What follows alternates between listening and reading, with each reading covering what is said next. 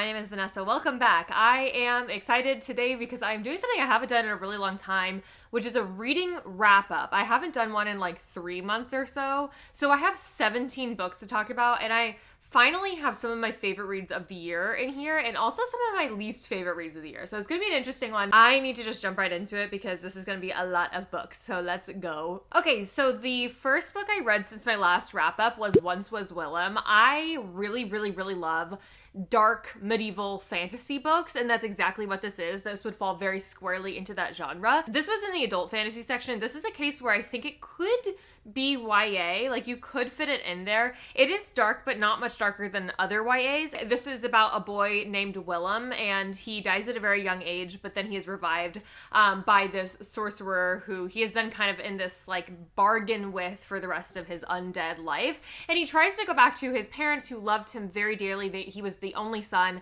but they do not accept him now that he is like a full-blown monster. And he ends up having to turn to the other like monsters and like mythological creatures of the region to kind of have this found family bond and defeat this like greater threat. I was really impressed by the creature work in this. Like I liked the way that creatures were described. I thought it was really enchanting. And also at one point, not necessarily a spoiler, at one point we do talk about the underworld, and I loved the way that this author tackled the underworld. They basically tackled it by saying like the underworld is an amalgamation of all of the like rejected things that planet Earth is kind of. So like when our main character is in the underworld, it's like hard to decipher when an object ends and when another object begins, because it's just as like his brain cannot compute all of these different like worldly elements mashing together in this weird otherworldly way. I don't even know how to describe it much better than that, but it was the first time I had ever seen like hell described that way, and I thought that was so refreshing and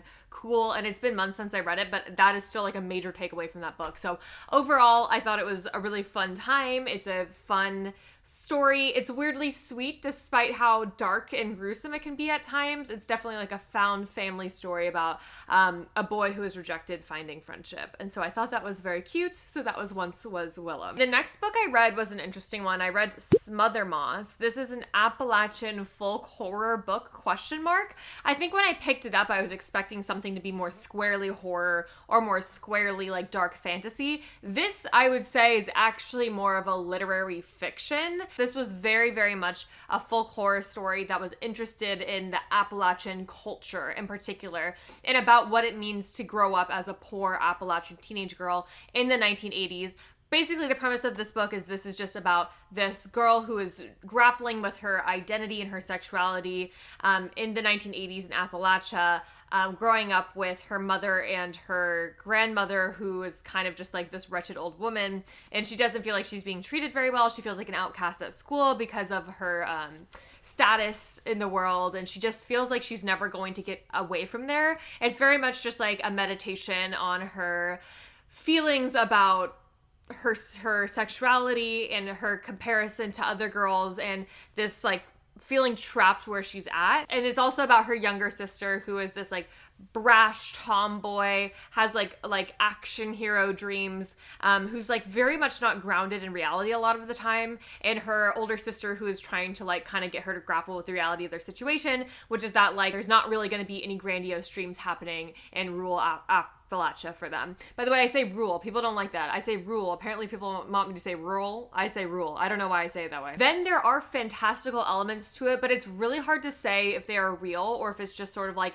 in the imagination of one of our main characters. There's a murder mystery plot that is happening in the back of this where these young hikers keep getting murdered in really gruesome ways, and I think that that's what kept the pages turning for me. I was really interested in that. It's just like one of those books where I would not go into this thinking you're going to get answers necessarily that are going to be satisfying, but I will say like it is very moody, and it definitely like put me in a particular headspace, and I think that that's all the author was trying to do. I had a lot to chew on after I finished the book, which I can always appreciate. Ultimately, though, usually I don't feel this way. Usually I'm like satisfied being unsatisfied, and as long as a vibe is brought to me and I felt like it gave me enough to ponder, I'm okay with it. This was a weird case where I actually kind of wish that the murder mystery subplot was brought to the forefront more, it kind of like left me wanting. This author can definitely nail down a lot of this internal turmoil of these like young girls in their lives, and some commentary about Appalachian culture in the United States, which I really appreciated, but I think it just would have taken it to another level if we actually did take that subplot seriously. So I was a little disappointed by that in the end. Ultimately, I enjoyed it. I haven't thought about it too much since I read it though. One of my highest rated books this year was my next read, which is The Deep by Rivers Solomon. This is a novella and it's a mermaid story. In the summertime, I love to pick up mermaid stories. And this is a continuation of a series of works about the deep, or Drexia, which is this like utopian mermaid society that's at like the darkest bottom of the ocean. And it is comprised of mermaids who are basically the surviving ancestors of the Africans who were thrown overboard during the transatlantic slave trade. In reality, 2 million people were thrown overboard during just the journey to the New World, and they died that way, which I didn't actually really realize it was that many people that were just thrown overboard. And it was ultimately also a lot of women and pregnant women who were just like a nuisance, who were just thrown overboard into the water. And so a little bit of backstory about this is this book was written ultimately to be kind of a memorial for those people, since there's not an official memorial for the people who died at sea in that way, and to make something beautiful out of this very tragic situation. So this is about these mermaids who live at the bottom of the ocean and are ancestors of the pregnant African women who were thrown overboard. Because of the aquatic environment of the womb, they were found by whale pods and raised by whale pods, and were able to kind of like quickly evolve gills and mermaid features to make them like survive. I thought that was such an interesting take on the origin of mermaids. And this is about like a fantasy world in which our main character is kind of like the keeper of all of the memories. So because of this traumatic start to these people, kind of in the way The Giver, only one person can hold on to these ancestral memories for the entire like utopia at the bottom of the ocean. And that's kind of how everyone is able to kind of stay happy in this utopia despite this tragic beginning to their society, basically. And so our main character is the inheritor of those memories, and she's feeling a lot of resentment for like, why is it my responsibility to bear all of this generational trauma and everything like that, coming from this tragic beginning where these people are forcibly ripping you from your culture, starting at the depths, which, you know, like starting at the depths of society, having to be enslaved and brutalized in this way. And they're at the depths of the ocean in the book, and then making something beautiful and impactful and very collectivistic. And there's this emphasis on music, and it's very quickly learning how to adapt to this environment and absolutely excel in creating a cohesive culture that's very collectivistic and lovely. And I thought that was just a really beautiful memorial for those people. So it was a really interesting book as like a fantasy book about mermaids, but it was also deeply touching in the short amount of time that it had to make that point about the transatlantic slave trade and about generational trauma and how that's passed down and the consequences of that. So yeah, I highly recommend The Deep. I really enjoyed that one. Next was a DNF, and it was Rivers of London. This might be my least favorite book this year. There was just way too many books in this book. This is like the most like, woo, this is boy music, y'all, like thing I've ever read in my life. I know some people can overlook it, but I cannot overlook how frequently our main character in this was sexualizing all of the women around him at all times. This is an urban fantasy book about this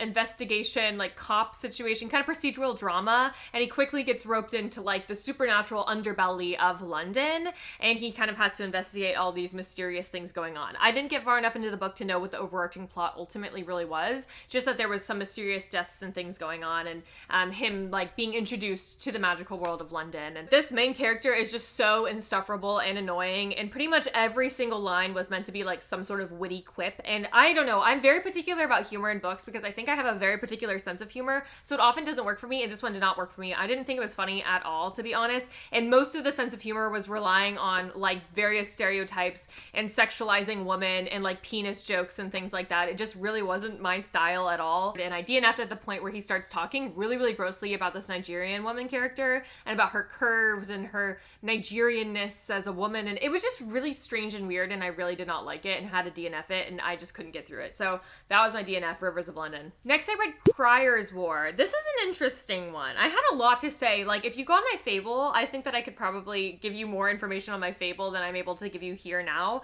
I wrote it close to the time that I actually like finished the book, so it's a little bit more accurate. This is sort of like a futuristic fantasy book that felt very heavy in the world building, which I really did enjoy. Like, I liked the way that the world building was introduced here. It felt very like historical, I will say. But this is about this world in which there are autonoma, which are like these kind of like mecha humans like that were created by humanity, but ultimately were given like artificial intelligence that became more intelligent than humanity, and they kind of had like a takeover, and they are now kind of these like tyrants of all humanity, and they just like kill on a whim, and they think that they're just like genetically better than humans, and they enslave them and they brutalize them and everything like that. They suppress all of their revolutions. So this is about a human girl who's kind of this rebel girl archetype. Like, she's definitely a little bit rugged. She has like a tragic backstory. Like, she really just cares about getting back to her found family and making sure that they're safe. And our other main character, who is basically an autonoma princess,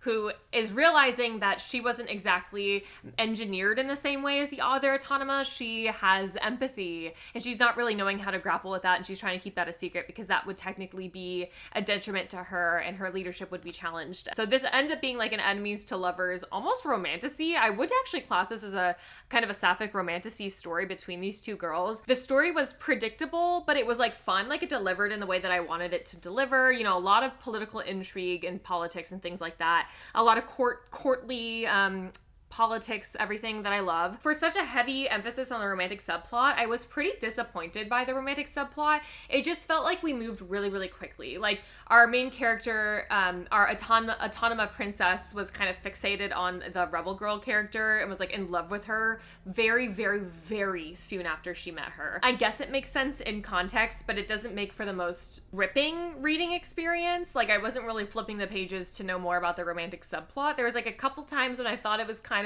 interesting, and then it would just sort of fizzle out. Also, for the autonoma being engineered to be like much, much better than humans, I will say, like, we didn't actually see in practice the autonoma being that much better than humans. I wish that we kind of got more stakes on that level of like, look at how much better physically they are than humans. It would have raised the stakes more and made it a little bit more believable. I don't think that the author really like played in that space enough when setting up this world. But yeah, so this was marketed a little bit as an enemies to lovers that kind of lacked personal grievances, I thought. I am curious about book 2. I might read it. I do hope that it finds its audience, though. I think that it's like a good precedent to set within kind of a YA romantasy. It just was, my critique was, if it's going to be an emphasis on a romantic subplot, I wanted it to be like a little bit more tense than that. The next thing I read was Men, Women, and Chainsaws. Honestly, this would have to be its whole entire video if I actually gave you my every single thought that I had on this book. This is a non-fiction book written in like 1981, so it is quite outdated. It is about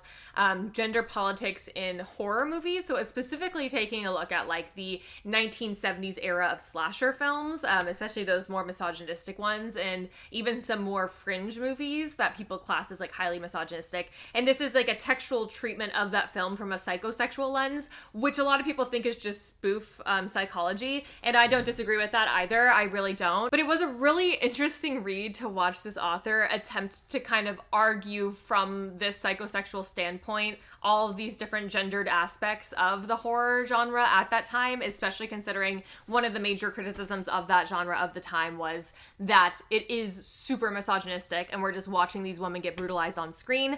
But I wanted to read it because this is the work that brought about the concept of the final girl. Like, that was not a term before this book. And so I thought that the first 3 chapters were actually really quite gripping. I didn't agree with all of the arguments set forth in the book, definitely, because you have to suspend your disbelief to think that Freud actually has any sort of like merit in psychology for this one. It was still interesting to watch her do all of that work.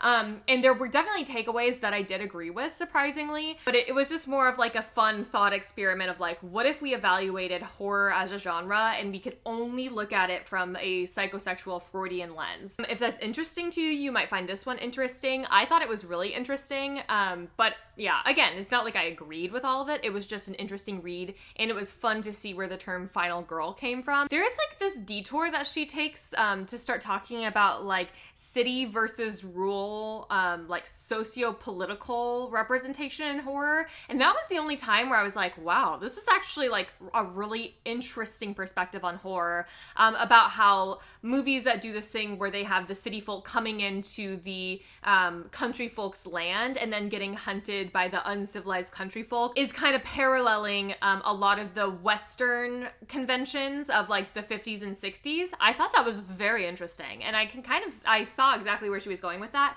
and I wished that we stayed in that space more, but then she went back to the psychosexual thing, and I was like, okay, well, clearly this author is extremely intelligent and has a lot of interesting ideas, but when we finally veered away from what the point of this book was when I thought that it got the most coherent, ironically. So the Final Girl chapters were definitely worth a read. I would maybe just see if you could find those chapters online just to see where that term comes from. It also kind of gets gender essentialist, like just by nature of what she's arguing, it is pretty gender essentialist. I would only read the Final Girls chapters if you're interested in this though. Next book I read was Into the Drowning Deep. Again, I was looking for mermaid fiction, and I still am looking for mermaid fiction, but this is a sci-fi mermaid horror book. So I was so there, you had no idea. This is about this girl who had an older sister who was a journalist who was brought on board this entertainment company's boat to try to like find mermaids in the like Mariana's Trench, I believe. And they are kind of like hoping to spoof it. Like they weren't actually thinking they were gonna find anything. It was just gonna be like a fun thing for like the Sci-Fi Channel.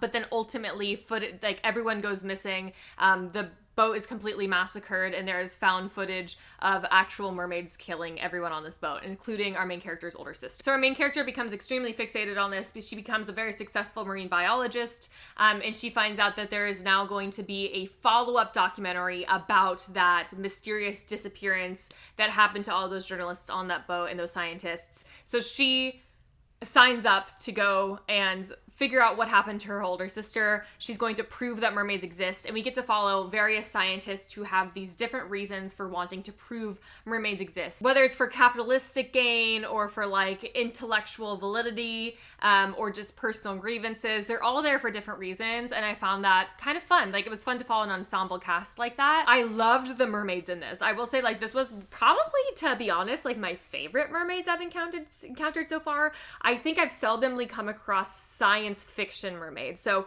in this reality, the mermaids are not in evolution from humans. They're in evolution from sea mammals, like dolphins and whales. So their skin is more like a dolphin, like that slick, slippery, like rubbery kind of skin. I love that. And they have this fun description of the hair where it's like kind of like an anemone, like it's almost like a living anemone that has an entire ecosystem. Like they are finding like tiny little crustaceans and little like sea bugs and things like that live and eat and exist in just the hair of these mermaids, and it's not actually made of keratin the way that other like land mammals have. And I thought that was just so cool and so fun. I will say like the science application in this book, while of course it's not real, so if you are a scientist you might find some of it cringy, was done with enough believability that I was like able to suspend my disbelief and really believe that this science actually tracks. Like I really like when science fiction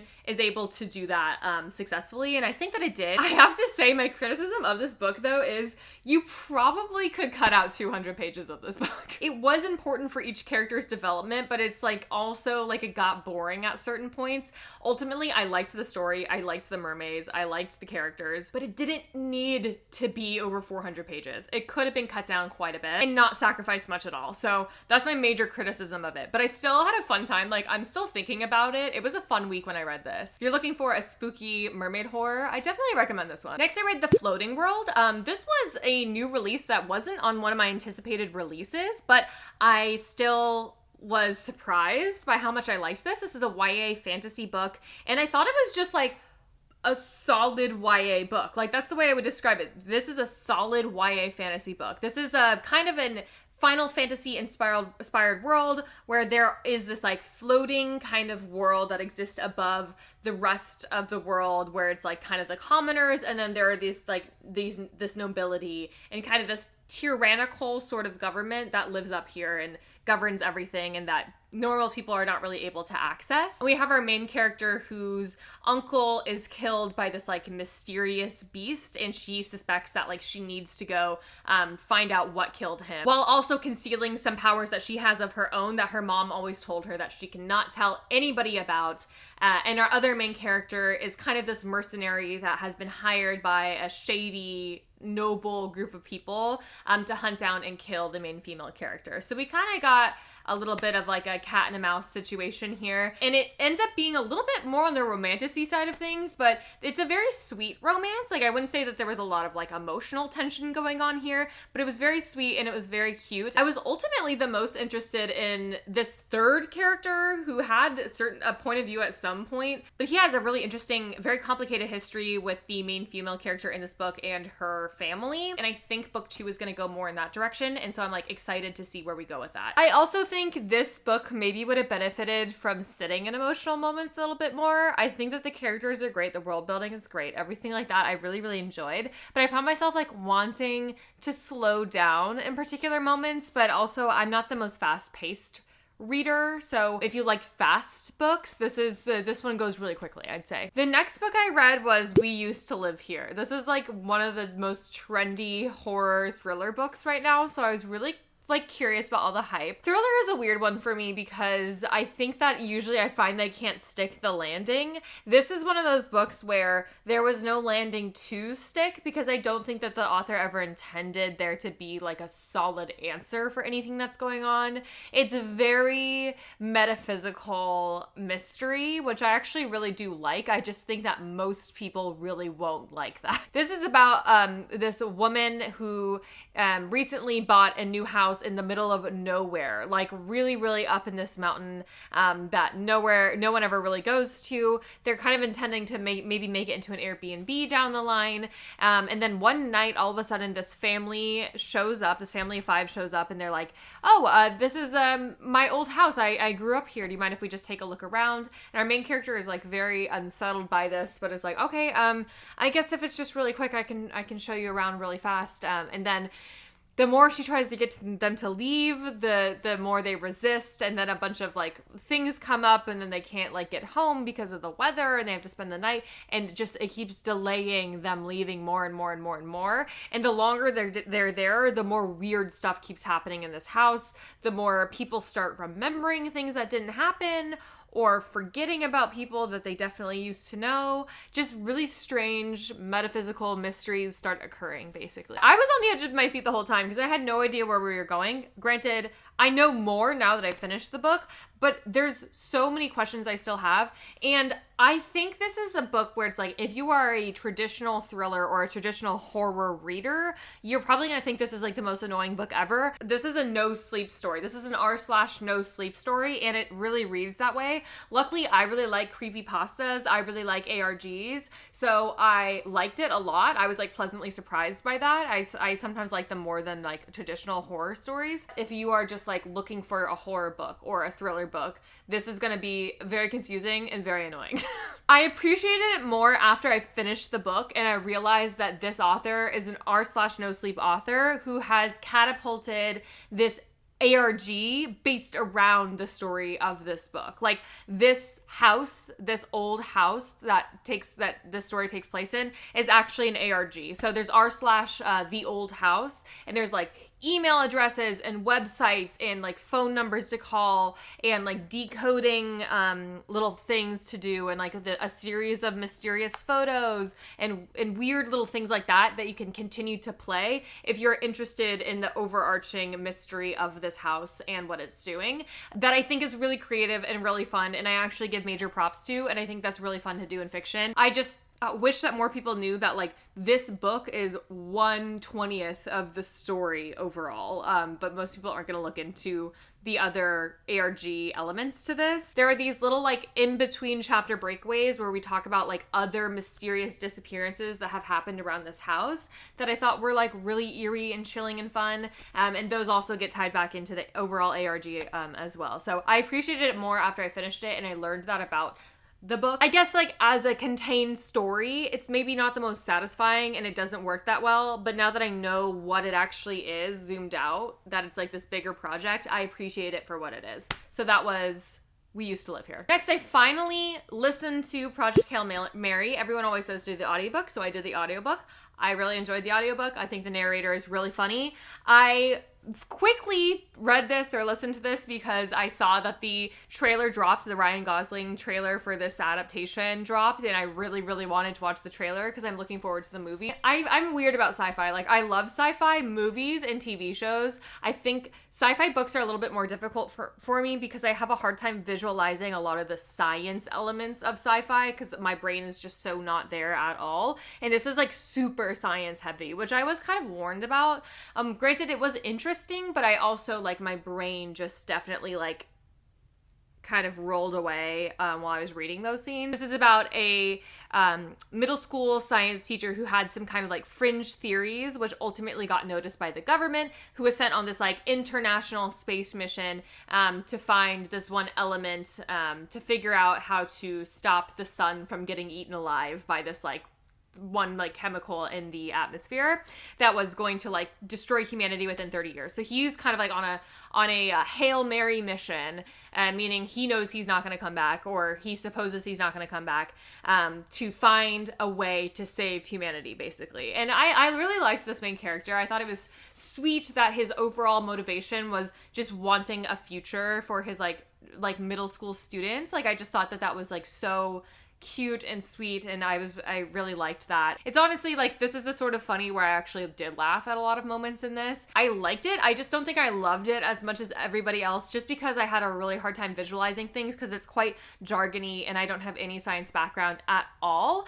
I'm really excited for the movie adaptation. I see this being one of the rare cases where I'm gonna prefer the movie over the book, actually. And I think Ryan Gosling is absolutely going to body this role. Listening to this narrator, like, that's Ryan Gosling. Like, it's really, I think he's going to do a wonderful job. So I'm really looking forward to the movie.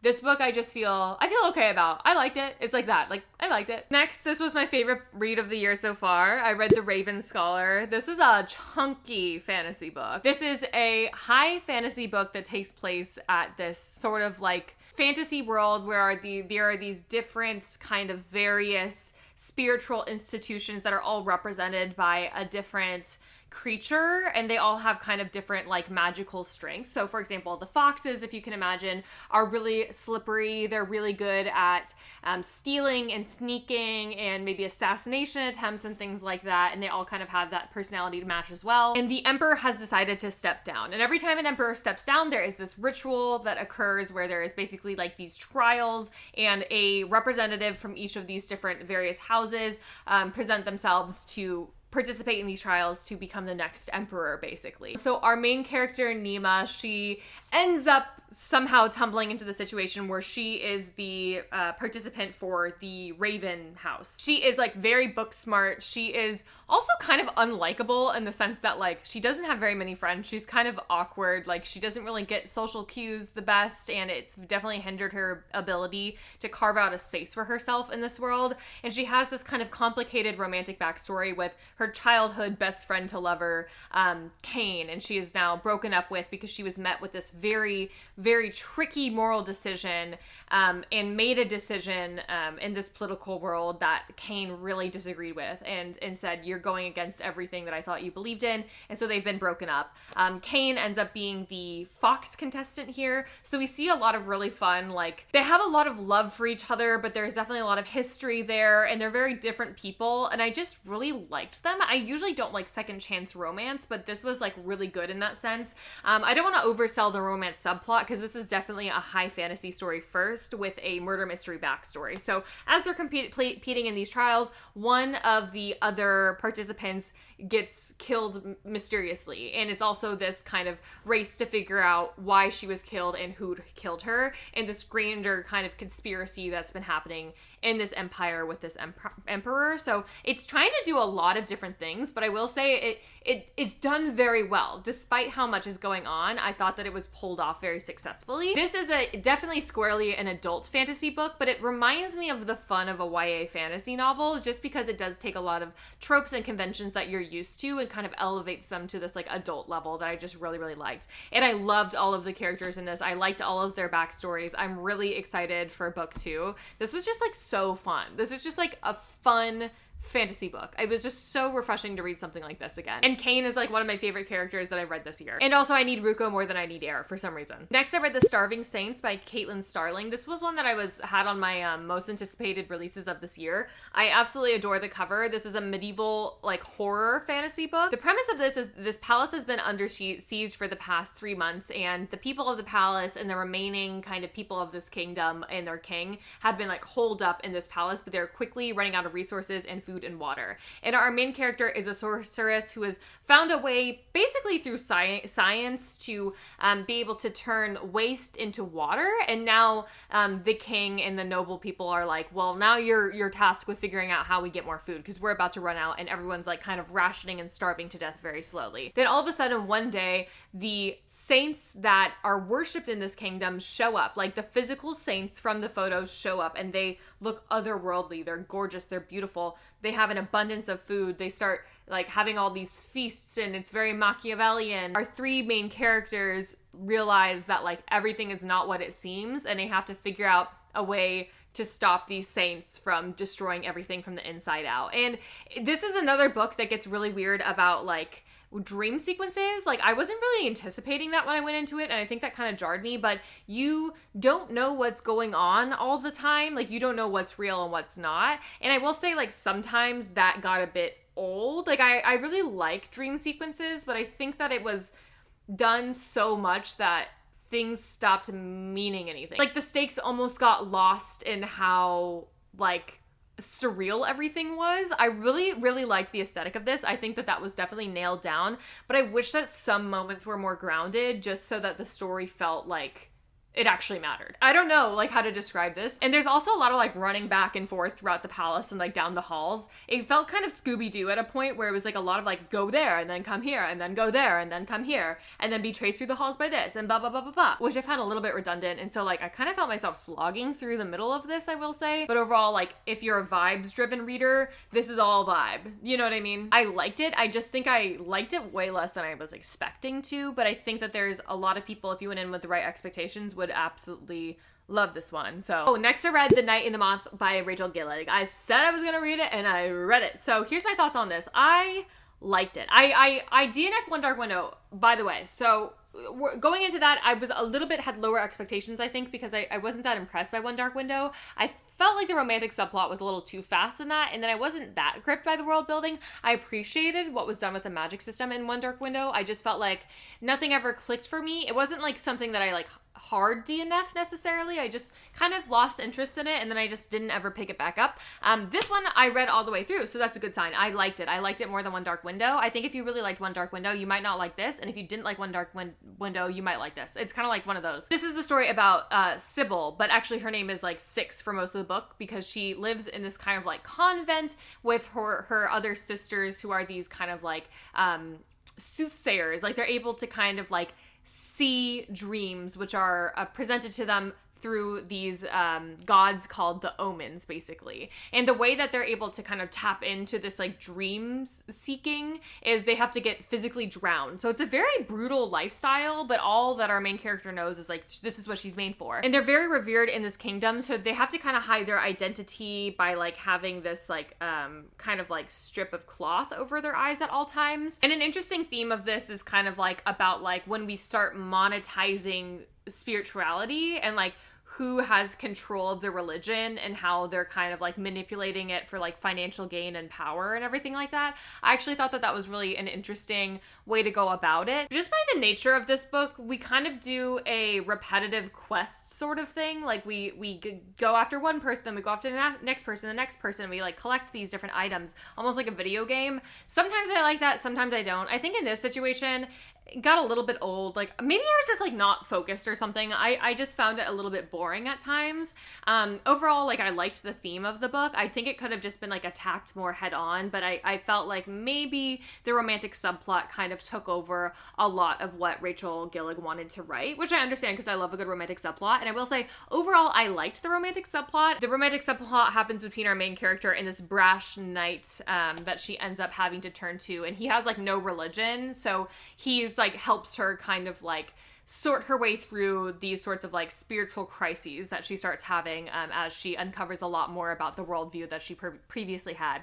And that's kind of his function in the story. This is like kind of marketed as enemies to lovers. I don't know. They're like adversarial at first, but I will say it's so unbelievable. There's like no good reason why they hate each other, really at all. Besides, the only thing that they're opposed on is the religion thing, which I think is interesting, but I also think that wasn't enough of an emphasis. It's more just like, oh, he's such a brute, I don't like him, which got kind of old kind of fast. And then we move straight from that to like, I need this man bad. And granted, I thought the knight was really hot. I saw someone on TikTok say that he's the equivalent of like jangling keys in front of your face, and that did work for me. And seriously, it seriously did. It's just that I felt like the romantic subplot was kind of sped through in a way. I liked it, and I liked some of the moments that they had as a couple. It wasn't the most believable romantic subplot. So overall, I came away with like a positive feeling toward this book. I just don't think I like devoured it the way that a lot of people probably would. I think I predicted the ending at about 20% in. I was still excited for it to happen, and I still liked that ending. So I think it ended in a place that makes book 2 probably really interesting. So we'll see if I read book 2. I just felt like okay-ish about it. I liked it. I liked it. It entertained me for sure. Next, my next favorite read of the year so far was When Devils Sing. This is another new release, and this is a kind of Southern Gothic horror book. So this is about this small town and these different teenagers in this small town. A bunch of people start going missing, and this is something that has happened kind of cyclically for like every 13 years. People kind of start getting plucked off, and no one really investigates further about this. And also this usually coincides with like years where there's just like tons and tons of cicadas all over. So it's this very eerie, peculiar situation where like these teenagers are now wrapped up in these murder mysteries or these disappearances of their friends and their family and their loved ones, and they need to get to the bottom of it. And it uncovers kind of this grander small town conspiracy and these ancient gods that have existed there and these deals with the devils and all of these really fun things that I think really encaptured this very fun Southern Gothic vibe. And it also managed to make itself like a pretty fun character-driven story as well. Like each of these teenagers' individual worlds was equally gripping, in my opinion. I really liked The God of the Woods because it felt like a slow burn thriller that emphasized characters with not like that much happening necessarily. I think that this is very similar to that. So if you don't like slow burn thrillers, you really didn't like God of the Woods, I wouldn't recommend this one. But if you liked The God of the Woods, you would really like this one. I really liked all of these teenagers. I thought they equally came from really interesting backstories and all had really interesting connections to this conspiracy. I just overall really liked this. I thought that it was very successful on a lot of fronts. I will say like the ending was kind of rushed, but I still liked how it ended. I think that it was a satisfying bloodbath, I will say. I was surprised by actually how bloody it got at the end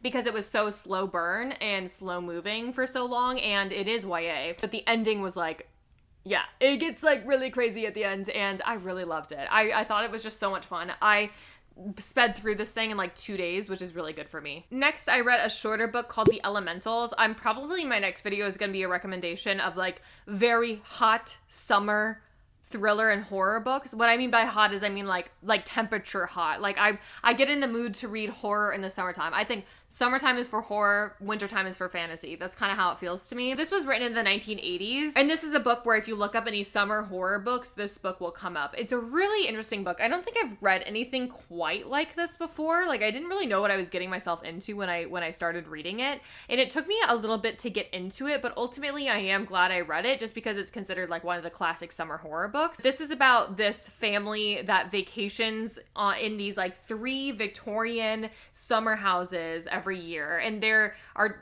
2 houses that are in use frequently, and then 1 house that has been completely taken over by sand dunes, and everyone has a story about that house. No one wants to go near it, no one wants to look at it. They say don't even look out your window at it at nighttime. Like there's something very, very weird and eerie about that house. But most importantly, this is more of like a family drama, and it's just about these weirdly quaint kind of moments of this like a little bit dysfunctional family. And I just thought it was interesting how those quaint little interactions would tie in ultimately with some of the horror elements that came up.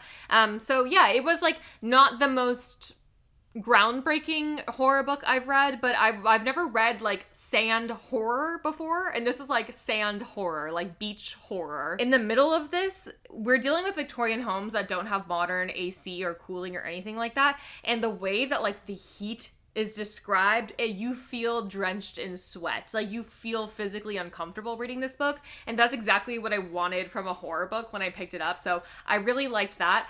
So big disclaimer though, this was written in the 80s and it's like really outdated. There is a maid character and she is a black woman, and like every single time she's brought up, the author is like, the black woman said, the woman with like put her dark hand over her mouth. Like it's very much emphasizes her blackness a lot in a way that's like not intending to challenge anything really, because this was written by a white man in the 80s. So I want people to like know that going into it. If you don't want to read something like that, don't read this book because it does a lot of that. And there is also some ethnic mysticism that goes on here. That trope is a little bit at play in this book as well. So yeah, like she was ultimately an important and good character. It's just that like some of the tropes used are definitely outdated for sure. So that was a little bit hard to get through. Also the language of this book, I had to get used to this sort of vernacular that was being used. I'm not from the South, like I'm not that familiar with how Southern people talk, especially in the 80s, and so I had to get used to kind of the language used here, and I was surprised by how difficult it was for me, but once I got into it, I got into it. So that is the Elementals. Let's see if I can finish this before my camera dies. I also read Mexican Gothic by Sylvia Moreno Garcia. I really liked the other Sylvia Moreno Garcia book I read, A Certain Dark Things. I think she makes these really interesting characters with these very vibrant worlds. I think she chooses an aesthetic and she sticks to it. So I loved the opulent kind of Gothic Mexico 1950s aesthetic she had going on there, and I think that that propelled me through the entire book. I also thought like this was a really interesting kind of like Get Out situation that was going on. I hadn't actually heard about the premise of this book before, so that definitely shocked me, and I thought that that was really interesting. I think that there were some lull moments in the middle, but I was intrigued by the character, our main character. I really like Noemi. I thought that she was really a cool main character to follow, and I loved the descriptions in this book. Very descriptive, very vivid.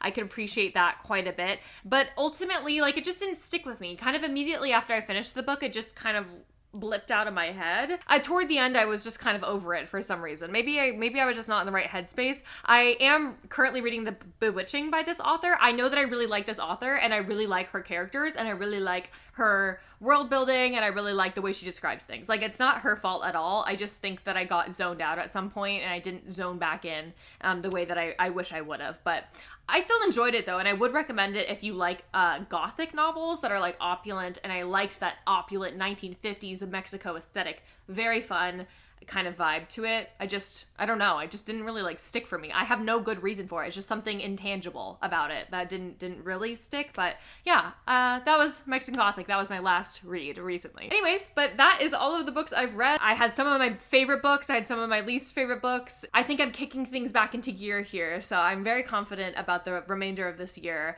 But let me know what you think about any of those, and as always, please like and subscribe if you enjoyed. Have a great rest of your day. Bye.